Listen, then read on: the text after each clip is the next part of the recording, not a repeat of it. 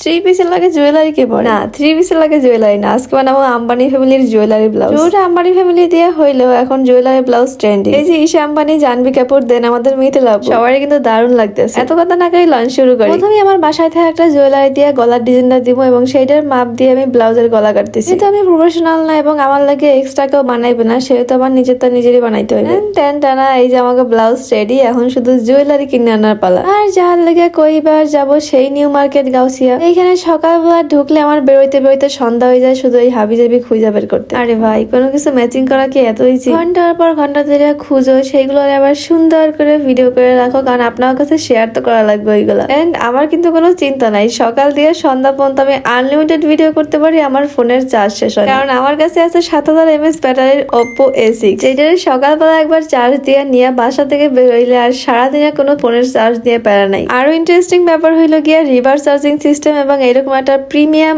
Stylish bag design. Reverse charging ফিচারের কারণে mobile, ছোট ফ্যান, এয়ারবাড সহ আপনারা যে কোনো ডিভাইসে চার্জ দিতে পারবেন। কি লাগছে না চটকা? তাই যখন যেখানে দরকার Oppo A6 হয়ে যাবে আপনার লাইফ সেভার। তো এই যে Oppo A6 এবং আমার সারাদিনের গল্প। আর এই খালি ফোনের গল্প করলেই হইবে? আমরা ব্লাউজে গোল্ড লাগাবো না। যদিও I am not Ambani family, so এখানে গোল্ড লাগাইতে পারলাম না। আমার পুরান যে জুয়েলারি গুলো আছিল ওইগুলো সব ভাঙ্গা চুইরা কুটি কুটি করে ওইগুলোরই আমি লাগাইতেছি। আরে নিজের আম্বানির জায়গায় পৌঁছে দিলে এতটুকু কিপটামি তো করতেই হইবে।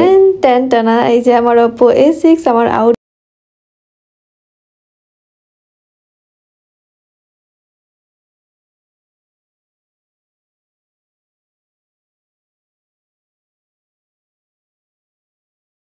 আজকের ভিডিও দিয়ে কি শিখলেন? এখন থেকে আর কোনো ভাঙ্গাচুরা পুরানো জুয়েলারি ফালান যাবে না, সেটা ব্লাউজে লাগাইয়া আম্বানি ফ্যামিলির ব্লাউজ বানাইতে হইবে। টাটা, বাই বাই, আল্লাহ হাফেজ।